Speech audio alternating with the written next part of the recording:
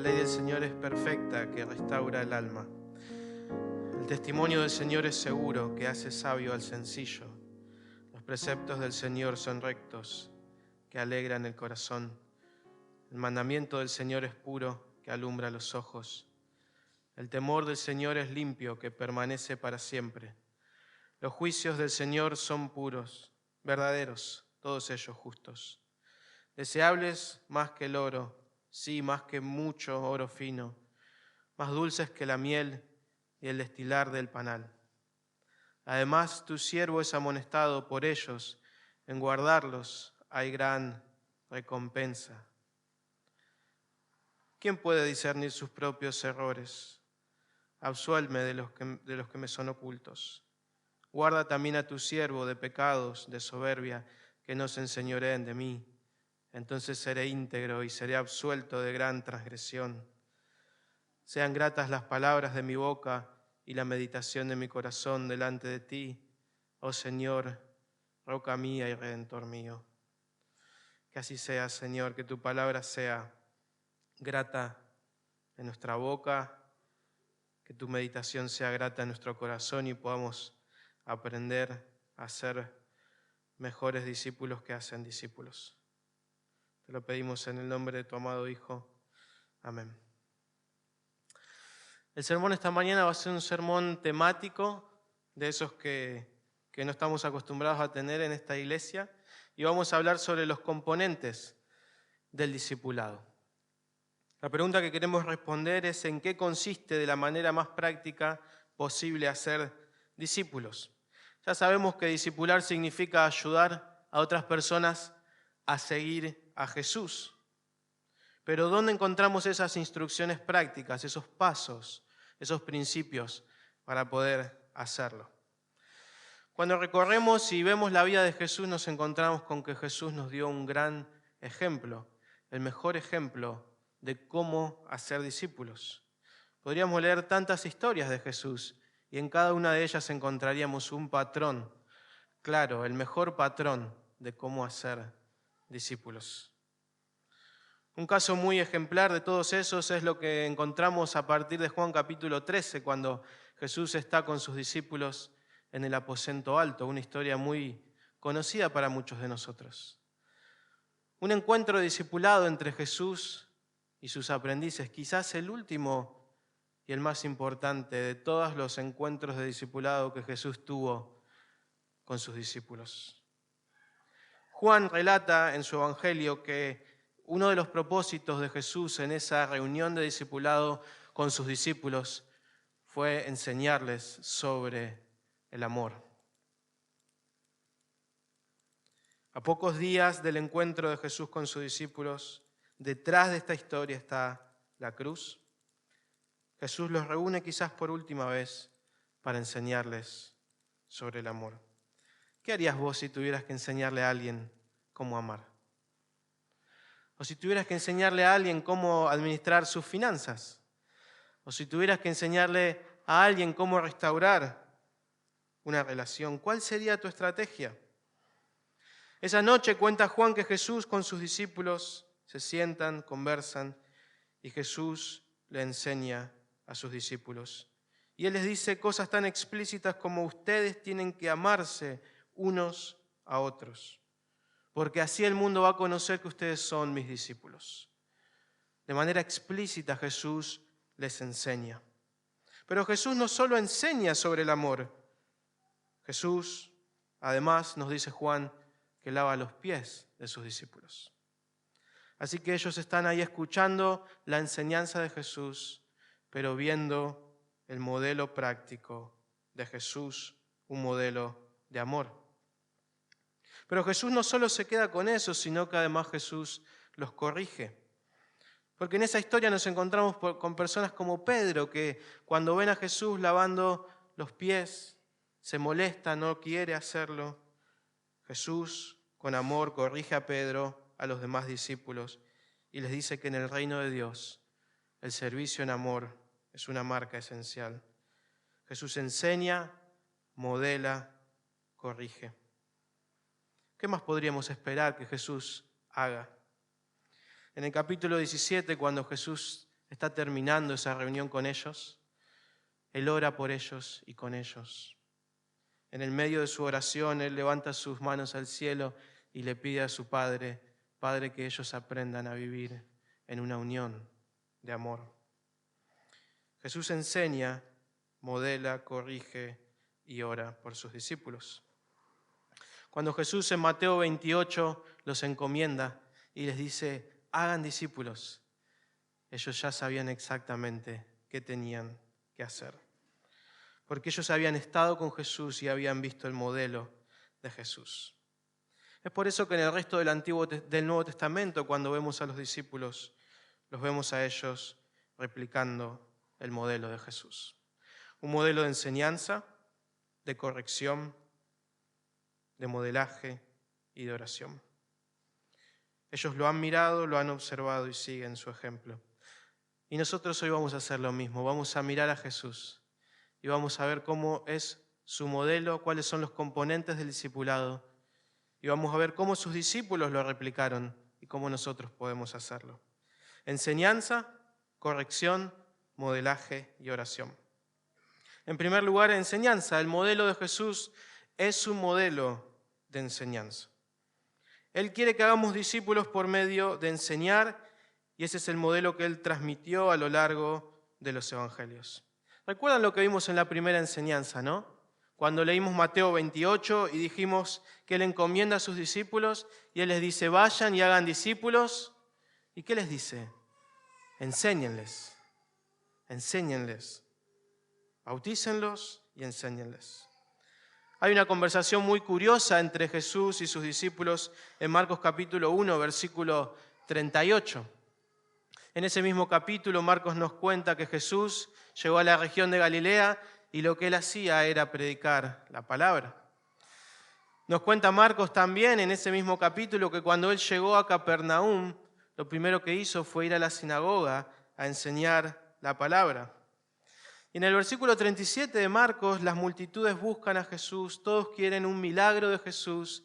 Jesús con sus discípulos conversa y les dice, vamos a otro lugar, a los pueblos vecinos, para que yo predique también allí, porque para eso he venido. La prioridad de Jesús fue proclamar la palabra a los perdidos. La prioridad de Jesús, a partir del capítulo 4 de Marcos, fue enseñar la palabra a sus discípulos. Hace poco tiempo vimos acá el modelo de Jesús en el Sermón del Monte, un maestro con sus discípulos enseñando la palabra. Es el mismo modelo que encontramos en Marcos capítulo 4, cuando después de que Jesús escogió a sus discípulos, los sentó con ellos para enseñarles la palabra. Y la razón que subyace detrás de todo este modelo es que el problema principal que tenemos los hombres es nuestro pecado y lo que Dios más quiere es que restauremos nuestra relación con Él y el medio que Él ha escogido es la palabra. Dios ha querido revelarse a los hombres para que lo conozcan y que resuelvan su problema a través de su palabra. Es el medio por el cual Él nos anuncia el Evangelio, es el medio por el cual Él enseña a los creyentes a vivir una vida santa. Por eso no es de extrañar que el modelo de Jesús sea un modelo de enseñanza. El artículo primero, en el inciso 6 de la Confesión de Fe de Londres, dice que todo el consejo de Dios tocante a todas las cosas necesarias para su propia gloria, la salvación de los hombres, la fe y la vida, está expresamente o necesariamente contenido en las Sagradas Escrituras. El apóstol escribe su ministerio en Colosenses capítulo 2, versículo 28, como un ministerio de enseñanza. A Él nosotros anunciamos, amonestando a todo hombre y enseñando a todo hombre. En Hechos capítulo 4, versículo 16, cuando Juan y Pedro son encarcelados por cumplir su ministerio, Lucas nos cuenta que las autoridades les pidieron no hablar ni enseñar en el nombre de Jesús. Lo que estamos viendo acá no es más que lo que vimos en Efesios capítulo 4, que la misión de la iglesia para ser discípulos es enseñar la palabra, por medio de sus ministros y a través de toda la iglesia, siendo una comunidad de discípulos que nos enseñamos la palabra para poder seguir a Jesús. Discipular significa enseñarnos la palabra unos a otros para juntos ser mejores seguidores de Jesús. Y esto, hermanos, puede tomar muchísimas formas, pero lo importante es la esencia de la práctica. Quizás simplemente podemos juntarnos a leer la Biblia, quizás podemos juntarnos a leer un libro, o quizás simplemente podemos juntarnos a tomar unos mates y a compartir lo que el Señor nos está enseñando. Lo que sea que hagamos, la esencia tiene que ser la enseñanza de la palabra. Podemos estar viajando con nuestros hermanos, podemos estar cortando el pasto con nuestros hermanos, podemos estar cocinando, podemos estar haciendo cualquier cosa, pero el principio de Jesús es que en el medio de lo que hagamos, la palabra sea nuestro maestro. En este preciso libro, el pastor Mark Dever dice que la enseñanza tiene lugar cuando las personas aprenden a tener conversaciones espirituales significativas unos con otros. Está bien, dice el pastor, hablar de fútbol o de la escuela de los niños, pero hablemos también del sermón del domingo, preguntémonos también lo que Dios nos está enseñando.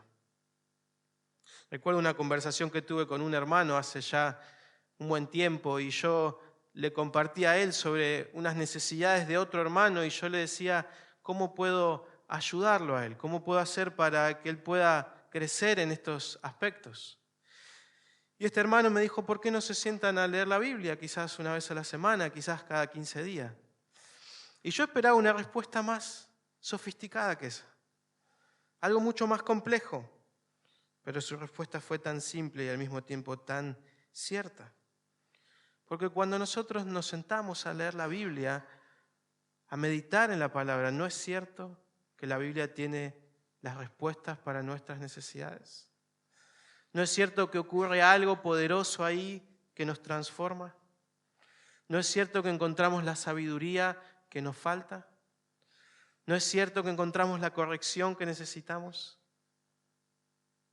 Tan solo con la palabra de Dios.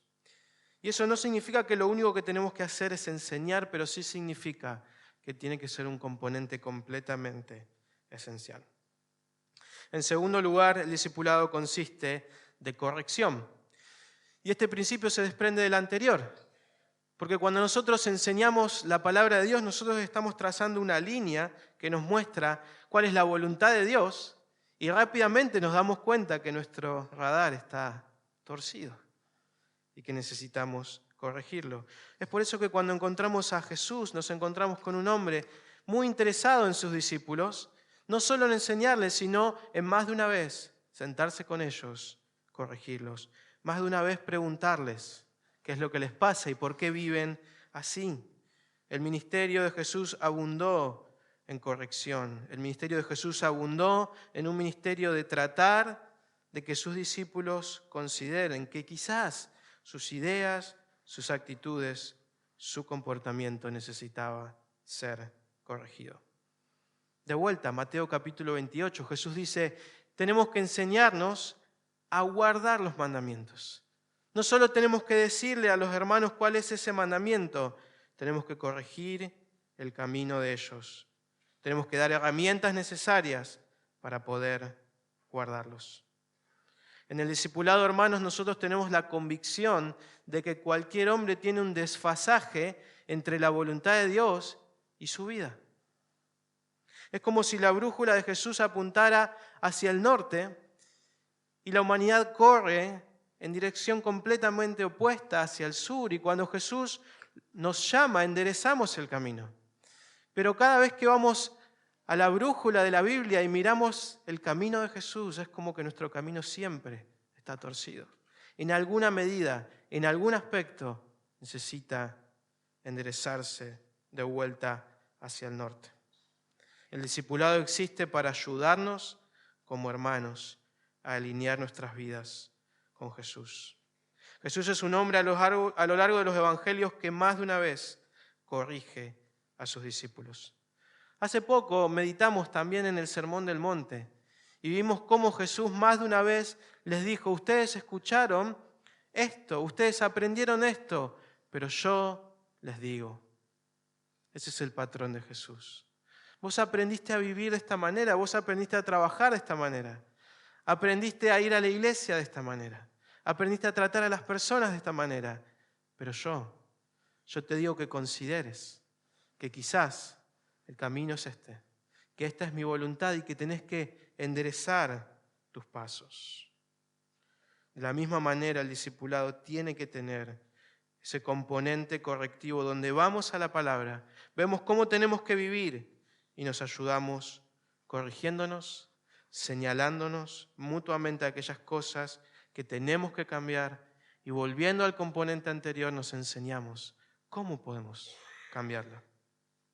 Pablo le dice a Timoteo en el capítulo 3, versículo 16 de la segunda epístola que la palabra de Dios es inspirada y útil para enseñar, el primer componente, pero él también les dice que es útil para reprender, para corregir, para instruir.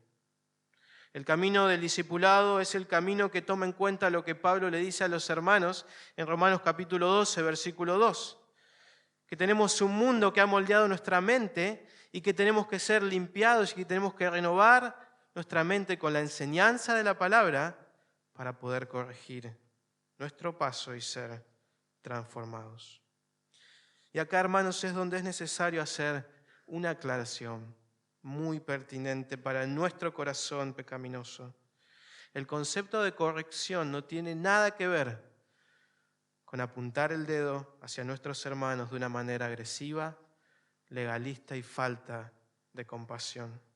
No es una cuestión de ver quién es mejor que el otro, no es una cuestión de enseñorearse de los más pecadores. La corrección de la Biblia tiene más que ver con tener relaciones de un amor mutuo y de una ayuda mutua, donde miramos a nuestro hermano con la misma gracia con la que el Señor nos miró. Donde recordamos que tanto Él como nosotros somos pecadores y necesitamos de la gracia del Señor. Pablo le dice a los Gálatas en el capítulo 5, versículo 1, si alguien es sorprendido en alguna falta, ustedes que son espirituales, restáurenlo en un espíritu de mansedumbre, mirándote a ti mismo, no sea que tú también seas tentado. Lleven las cargas los unos de los otros y cumplan así la ley de Cristo. La Biblia nos enseña cómo vivir, la Biblia nos enseña cómo confiar en Dios, cómo ser buenos padres, cómo ser buenos hijos, cómo ser buenos ciudadanos, cómo cuidar nuestro cuerpo, cómo ser buenos miembros de esta iglesia. El discipulado es una relación donde nosotros caminamos con otros hermanos que tienen ojos para ver lo que nosotros no vemos, que tienen más sabiduría que nosotros y que nos ayudan a considerar cada aspecto de la vida y ver cómo podemos cambiarlo. Esto es como cuando una persona viene y te dice: Manuel, tenés algo pegado en la espalda, que vos no lo podés ver, pero que él sí lo puede ver en esa relación. Así nuestros hermanos ven y corrigen lo que nosotros no vemos. O a veces sí lo vemos, a veces sí vemos lo que tenemos que cambiar, pero no tenemos la más pálida idea de cómo hacerlo. Y ahí está la iglesia para ayudarnos. ¿Alguna vez te pasó eso, que hablaste con un hermano y que le decís: hermano, necesito ayuda? No sé cómo tratar con este pecado. No sé cómo corregir este problema de mi carácter.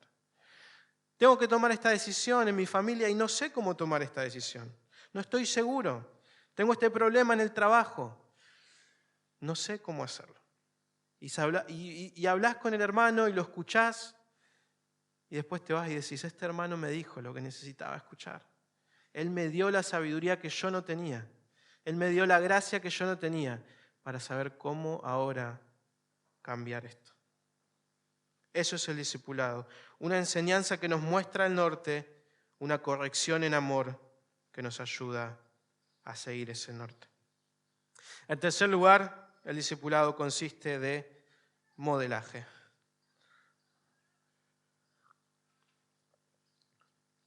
No sé si alguna vez te pasó que lees un manual de instrucciones y no sabes cómo hacerlo?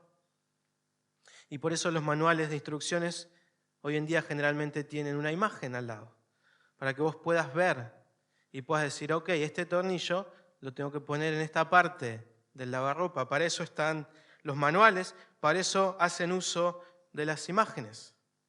Muchas veces esos manuales no tienen nada de utilidad, ¿no? Hace poco me pasó con mis sobrinos que tuve que decirle, no sé cómo armar la sorpresita del huevo Kinder. Ya vi el manual, ya vi las imágenes y no tengo ni idea cómo se arma esto.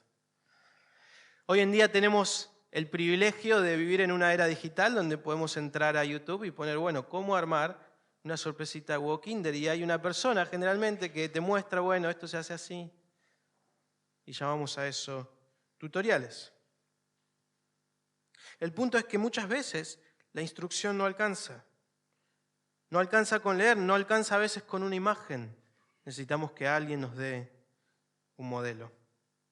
Una vez más, el pastor Mark Dever dice, nos comunicamos no meramente con nuestras palabras, sino con toda nuestra vida.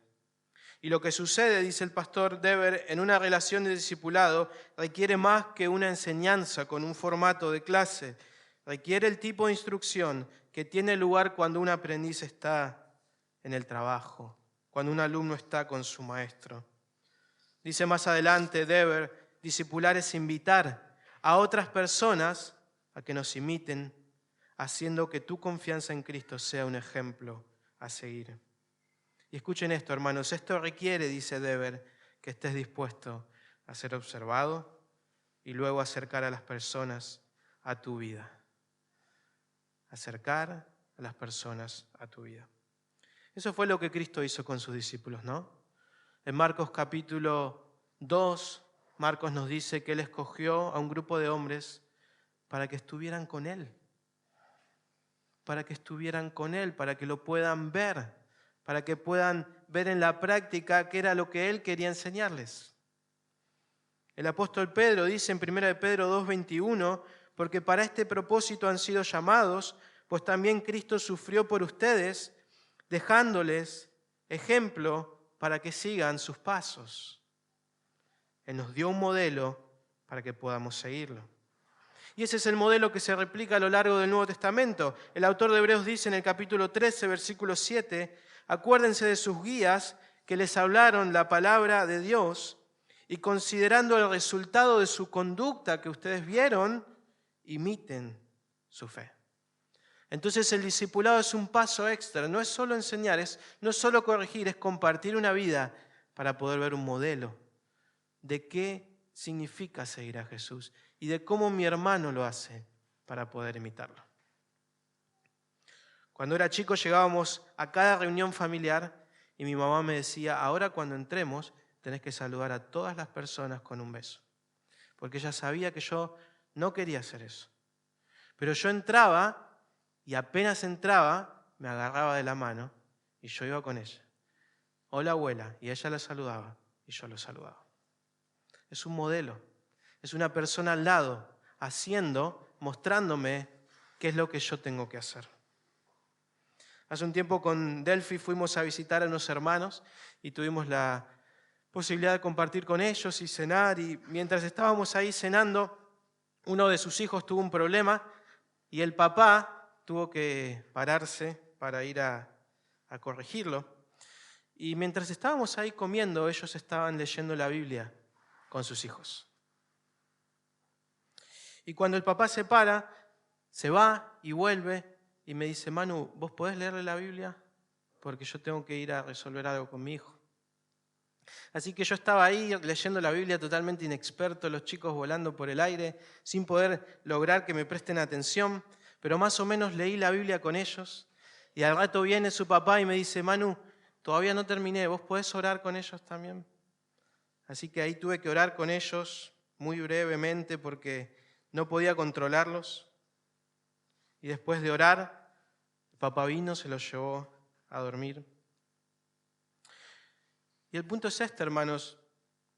Yo tengo poco conocimiento y poca experiencia en ser un padre. De hecho, no soy un padre, no tengo hijos. No sé cómo hacerlo en muchos sentidos. Pero si algún día yo tengo el privilegio y la gracia de Dios para tener hijos con mi esposa, yo voy a tener en mi mente, en mi memoria, un modelo. Porque yo estuve con otras personas, porque yo lo vi hacer, porque ellos compartieron su vida y me acompañaron para que lo haga.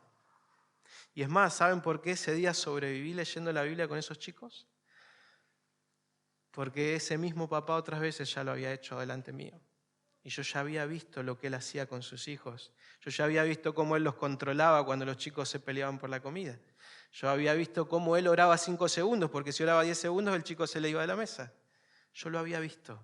Eso es un modelo. Solo existe con vidas compartidas. ¿Qué cosas necesitas cambiar en tu vida? ¿Con qué pecados estás luchando? ¿De qué maneras tu relación con tus hijos, con tu esposa, con tu esposo está fallando? Necesitamos el discipulado. Necesitamos la enseñanza de nuestros hermanos. Necesitamos la corrección. Necesitamos el modelo de ellos. Para concluir, en cuarto lugar, necesitamos oración. Toda la enseñanza y la corrección que podemos recibir de otras personas es necesaria. Todo el modelo es necesario, pero sirve de poco si el discipulado no va acompañado de relaciones de oración. ¿Y saben qué, hermanos? El bosquejo de mi sermón no incluía este punto. Pero hablando con mi esposa, decíamos, ¿por qué no incluir este punto? Y no lo incluimos porque así somos, ¿no? Porque nos cuesta tanto orar. Y saben que muchas veces, muchas cosas no cambian en nuestra vida porque no somos personas de oración, porque no pasamos tiempo con el Señor. Una de las preguntas que Delphi me hace y que más me hace reflexionar cuando yo le cuento un problema es, ¿oraste por esto? Y muchas veces mi respuesta es no, no oré por esto. Nosotros queremos que Dios sea santificado en nuestras vidas y nuestro amado Señor Jesucristo nos dijo que lo mejor que podemos hacer es orar a nuestro Padre y decirle, Padre nuestro que estás en los cielos, santificado sea tu nombre. Nosotros queremos en el discipulado que Dios reine en nuestras vidas. El Señor nos dijo, oren a su Padre y pídanle, Padre nuestro, que tu reino venga. Nosotros queremos vidas alejadas del pecado y Jesús nos dijo, orá a tu Padre y decirle, no me dejes caer en la tentación, líbrame del mal. Jesús nos enseña que no es suficiente con intentar ser discípulos. Necesitamos la ayuda del Padre y la obtenemos por medio de la oración en una buena medida. Dijimos hace un momento que el discipulado tiene que ver con ayudarnos a orientar nuestras vidas con el norte de Jesús. Y el discipulado, por así decirlo, es como una estación de servicio donde vos y yo frenamos en el medio de la semana, nos sentamos con el mapa, con la brújula de la palabra de Dios y miramos y vemos el norte de Jesús y decimos, para allá tenemos que ir. Ahora, si no cargas el combustible, no vas a ir a ningún lado. La oración es ese combustible que mueve el vehículo, que mueve la vida del creyente. Sin oración, poco vamos a avanzar. El discipulado tiene que ser una relación donde oramos con nuestros hermanos, donde oramos por nuestros hermanos, donde oramos en las reuniones formales, donde simplemente nos juntamos a tomar unos mates y también oramos. Me gusta la palabra normalizar, que hoy en día es muy común en las redes sociales cuando alguien quiere decir que está bueno hacer algo. Hermanos, normalicemos la oración en nuestras relaciones. Normalicemos la oración en cualquier tipo de relación que tengamos con nuestros hermanos. Normalicemos sentarnos con ellos, charlar, tomar unos mates, trabajar juntos y en algún momento decir, hermano, oremos por esto que estamos hablando. Normalicemos volver a nuestra casa cuando nuestro hermano no nos ve y cuando nadie nos ve y volver a orar por lo que nuestro hermano nos está pidiendo que necesita ayuda. El discipulado es empujado por la oración. El apóstol Pablo, replicando el ejemplo de Jesús, le dice a los hermanos de Éfeso, capítulo 6, versículo 18, con toda oración y súplica, oren en todo tiempo en el Espíritu, y así velen con toda perseverancia y súplica por todos los santos. Quisiera terminar leyendo las palabras de Jesús en Juan, capítulo 13, versículo 15. Porque yo les he dado ejemplo, para que yo, como yo les he hecho, también ustedes lo hagan. ¿Qué les parece si oramos al Señor y le pedimos que nos ayude a imitar a Jesús?